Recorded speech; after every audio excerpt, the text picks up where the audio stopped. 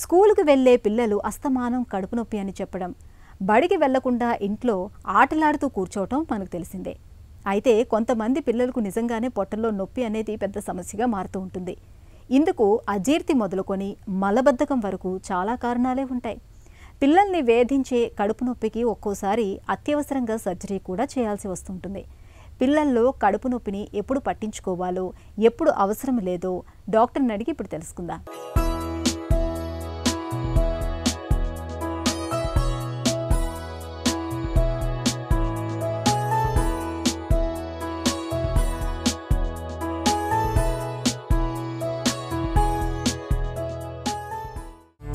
పిల్లల్లో కడుపు నొప్పికి కారణాలేంటి?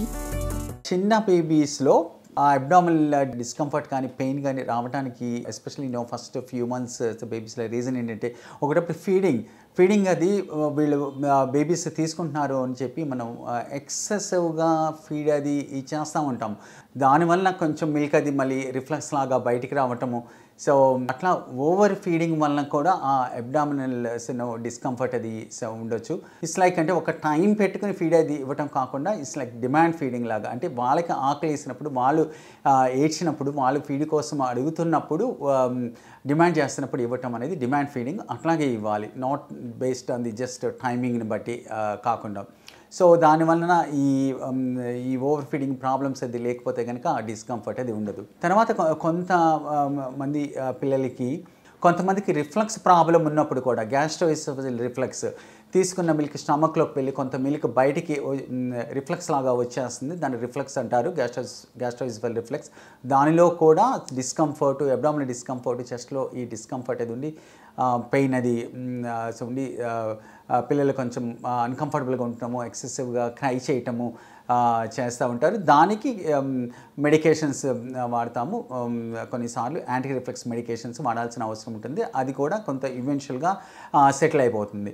కొంతమందికి ఏంటంటే కొన్ని kind of allergies, even milk allergy, protein పడకపోతే కనుక దాన్ని మిల్క్ ప్రోటీన్ ఎలర్జీ అంటారు. దాని వలన కూడా అబ్డామినల్ డిస్కంఫర్ట్, అన్సెటిల్డ్గా ఉంటాము, పెయిన్ అది ఉంటాము, దానివల్ల వాంతులు అవ్వటము, దానివల్ల కొంతమందిలో మోషన్స్ అవ్వటము, డయేరియా, కొంతమందికి స్కిన్ లీజన్స్, ఎగ్జిమా రావటము, కొంతమంది వెయిట్ అది పెరగపోవటము, ఇటువంటి సిమ్టమ్స్ అన్నీ ఉంటాయి. సో ఆ విధంగా అన్కంఫర్టబుల్గా ఉండి పెయిన్ విత్ నేను చెప్పినట్టుగా సిమ్టమ్స్ కనపడితే కనుక ఒకటప్పుడు మిల్క్ ఎలర్జీ కూడా అయ్యుండొచ్చు, కౌస్ మిల్క్ ప్రోటీన్ ఎలర్జీ అయ్యుండొచ్చు. అదే అయితే కనుక దానికి స్పెసిఫిక్గా టెస్ట్ ఇమీడియట్గా చేయము. దానిలో ఏంటంటే కొంచెం మిల్క్ అది చేంజ్ చేసి చూస్తాం అనమాట. బ్రెస్ట్ ఫీడింగ్ అయితే కంటిన్యూ చేయటము, మదర్ మిల్క్ కంటిన్యూ చేస్తాం. మదర్ ఏమైనా కౌస్ మిల్క్ తీసుకుంటామంటే కనుక ఆ మిల్క్ అవాయిడ్ చేయమని చెప్పడం, మదర్ తీసుకోకుండా. అలాగే ఫార్ములాస్ మీద ఉంటే కనుక ఫార్ములాస్లో డిఫరెంట్ వేరే రకమైన ఫార్ములాస్ ఉంటాయి. లైక్ ఎక్స్టెన్సివ్లీ హైడ్రలైజ్డ్ ఫార్ములాస్ అని, కొన్ని అమైనో యాసిడ్ ఫార్ములాస్ అని, సపరేట్ మిల్క్ ఫార్ములాస్ ఉంటాయి. ఆ మిల్క్ ఫార్ములాస్ యూస్ చేయటం వల్ల డెఫినెట్గా రిలీఫ్ ఉంటుంది, పెయిన్ అది తగ్గుతుంది, మిగతా సిమ్టమ్స్ అవి కూడా తగ్గుతాయి. అనుమానపు కడుపు నొప్పి, నిజమైన కడుపు నొప్పి అనేది తెలుసుకోవటం ఎలా? నాన్ ఆర్గానిక్ కాజ్ అంటే లోపల జబ్బు ఉండదు, కానీ వాళ్ళకి రియల్గా పెయిన్ వస్తూనే ఉంటుంది. వాళ్ళు కావాలని పెయిన్ లేకుండా ఏదో తను పుటప్ చేస్తున్నాడు, పెయిన్ నొప్పి లేకుండానే తన స్కూల్కి అవాయిడ్ చేయడానికి ఈ విధంగా నొప్పి ఉందని చెప్తున్నాడు, ఇదేదని ఒకటప్పుడు పేరెంట్స్ అనుకోవచ్చు. కానీ అలా కాదు, వాళ్ళకి రియల్గా పెయిన్ వస్తూ ఉంటుంది, కానీ టెస్టుల్లో ఏమీ ఉండదు. సో దాన్ని abdominal pain of non organic origin అంటారు. అంటే డిసీజ్ ఉండదు, కానీ పెయిన్ అయితే రియల్గా వస్తుంది, వాళ్ళు కావాలని పుటప్ చేయరు. సో దానికి కారణాలు ఏంటి, ఎందుకు కొంతమందికి ఆ పెయిన్ వస్తుంది, దానికి రీజన్స్ ఏంటి అంటే మెయిన్గా బవల్స్లో కూడా, ప్రేవుల్లో కూడా నరాలు ఉంటాయి కదా, నర్వ్స్. ఆ నర్వ్స్ కొంచెం ఎక్కువ స్టిమ్యులేట్ అవ్వటం వలన, దాని వలన వాళ్ళకి నర్వ్స్ మోర్ సెన్సిటివ్గా ఉండటం వలన, ప్రేవుల్లో ఉన్న nerves they do get pain. వాళ్ళకి పెయిన్ అది రియల్గా వస్తుంది, కానీ లోపల జబ్బు, అసలు డిసీజ్ ఉండదు అనమాట. సో అటువంటి ఫంక్షనల్ అబ్డామినల్ పెయిన్స్కి ఏం చేయాలి ఇది అంటే, మెయిన్గా ఒకటి పేరెంట్స్ని రీఅష్యూర్ చేయటము, చిల్డ్రన్కి కౌన్సిలింగ్ అది చేయటము, వాళ్ళకి స్పెసిఫిక్గా మెడికేషన్స్ అంతా యూజ్ చేయాల్సిన అవసరం ఏముండదు. అంటే రియల్గా అబ్డామినల్ మైగ్రేన్ కొంచెము అట్లా కొన్ని కొంత సివియర్గా ఉన్న వాళ్ళకి కొన్ని మెడికేషన్స్ లైక్ పిజోటోఫిన్ అని ఇంకా అదర్ మెడికేషన్స్ అవి ఉంటాయి. సో అవి యూజువల్గా మనము ప్రిస్క్రైబ్ చేయము, అంత ప్రిస్క్రైబ్ చేయాల్సిన అవసరం కూడా ఉండదు. వాళ్ళని ప్రాపర్గా రియాష్యూర్ చేసి పేరెంట్స్ కౌన్సిలింగ్, పిల్లలకు కూడా కౌన్సిలింగ్ అది చేసి స్కూల్ అది మిస్ అవ్వకుండా స్కూల్కి అది పంపించడము, దాని గురించి ఎక్కువ ఆలోచించకుండా ఉంటాము. ఇది చేస్తే యూజువల్గా దీస్ సార్ట్ ఆఫ్ పెయిన్స్ పెద్ద మెడికేషన్స్ ఏమీ యూజ్ చేయకుండానే ఈ ఫంక్షనల్ అబ్డామినల్ పెయిన్స్ సెటిల్ అయిపోతాయి. కాకపోతే పేరెంట్స్ రిపీటెడ్గా వస్తూ ఉంటారు, సార్ మీరు అలా చెప్తున్నారు కానీ వాడికి పెయిన్ అది తగ్గట్లేదు, ఏం చేయమంటారు ఇదనేది. అంటే దానికి అగైన్ మీరు ప్రాపర్గా కౌన్సిలింగ్ చేయటం, ఎందువలన వస్తుంది అనేది క్లియర్గా వాళ్ళకి ఎక్స్ప్లెయిన్ చేయటము, మెడికేషన్స్ వల్ల కూడా పెద్ద యూజ్ లేదని చెప్పడం. So it's all about the counselling ప్రాపర్గా అవ్వకపోతే దే వుడ్ షాప్ అరౌండ్ అనమాట. సో అందుకని ఇటువంటి ప్రాబ్లం ఉన్నప్పుడు ఇంకొంచెం టైం స్పెండ్ చేసి పేరెంట్స్తో మాట్లాడటం. సో ఎక్కువ ఈ రకమైన పెయిన్స్ యూజువల్గా సెటిల్ అయిపోతాయి. కడుపు నొప్పిని ఎప్పుడు పట్టించుకోవాలి? కొంతమంది పిల్లలు ఎక్యూట్గా అబ్డామినల్ పెయిన్ అది వస్తుందంటే పెయిన్ అది చాలా సివియర్గా రావచ్చు.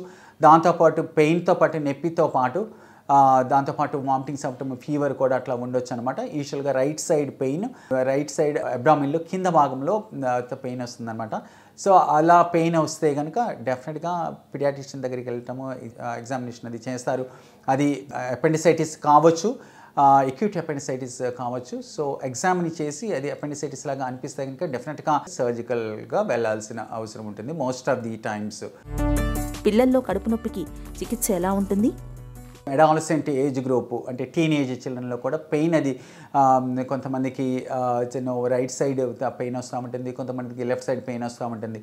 సో ఆ విధంగా రైట్ సైడ్ పెయిన్ అది వచ్చి రైట్ సైడ్ అబ్డామినల్ కింద భాగంలో పెయిన్ వస్తే దానికి డిఫరెంట్ రీజన్స్ ఉంటాయి.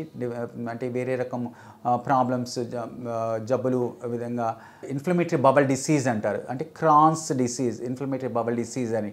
అంటే లోపల ప్రేవుల్లో ఇన్ఫ్లమేషన్ అది ఉండటం వల్ల, క్రానిక్గా ఇన్ఫ్లమేషన్ అది ఉండటం వలన పెయిన్ అది ఎక్కువ రోజుల పాటు, ఎక్కువ వారాల పాటు కంటిన్యూ అవ్వటము.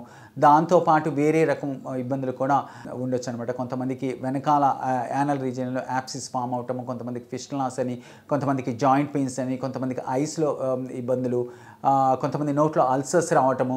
సో అట్లా రకరకాలుగా పెయిన్తో పాటు అవి కూడా ఉంటే కనుక అది ఇన్ఫ్లమేటరీ బబల్ డిసీజ్ అవ్వటానికి అవకాశం ఉంది. సో అలా అనిపిస్తే కనుక దానికి సంబంధించిన బ్లడ్ టెస్టులు, తర్వాత ఎక్స్రేస్, తర్వాత ఎండోస్కోపీ, కొలనోస్కోపీ చేసి బయాప్సీస్ అది తీస్తే కనుక అది inflammatory bowel disease, Crohn's disease ఉంటే కనుక అది కన్ఫర్మ్ అవుతుంది.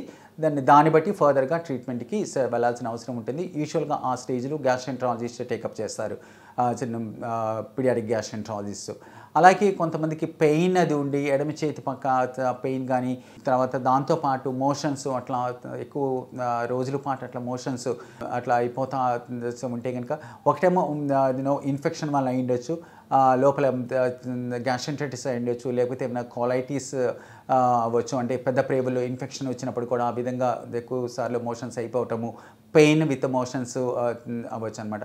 యూజువల్గా సమ్ ఇన్ఫెక్టివ్ కోలైటిస్ అయితే కనుక విత్ యాంటీబయాటిక్స్, విత్ సపోర్టివ్ ట్రీట్మెంట్తో సెటిల్ అయిపోతుంది. డీహైడ్రేషన్ ఉంటే కనుక డీహైడ్రేషన్ కరెక్ట్ చేస్తాము, దానికి ఫ్లూయిడ్స్, ఐవీ ఫ్లూయిడ్స్ అవి స్టార్ట్ చేసి దానికి తగినట్టుగా ఇన్ఫెక్టివ్ ఇదైతే కనుక యాంటీబయాటిక్స్ యూజ్ చేస్తే అవి సెటిల్ అయిపోతుంది. అలాగే ఇంకా అదర్ ఇన్ఫెక్షన్స్ లైక్ అమీబియస్ అని, జియార్డియాసిస్ అని, ఇంకా అదర్ ఇన్ఫెక్షన్స్ వలన వచ్చిన పెయిన్ అయితే కనుక దానికి తగినట్టుగా దానికి సంబంధించిన treatments antibiotics and all use చేస్తే సెటిల్ అయిపోతుంది. పిల్లలు తరచూ కడుపు నొప్పి అని చెప్తున్నప్పుడు తల్లిదండ్రులు సీరియస్గా తీసుకోవాలి. డాక్టర్ని సంప్రదించి తగిన పరీక్షలు చేయించాలి. అపెండిసైటిస్ వంటి వాటికి సత్వర వైద్యం చాలా కీలకం.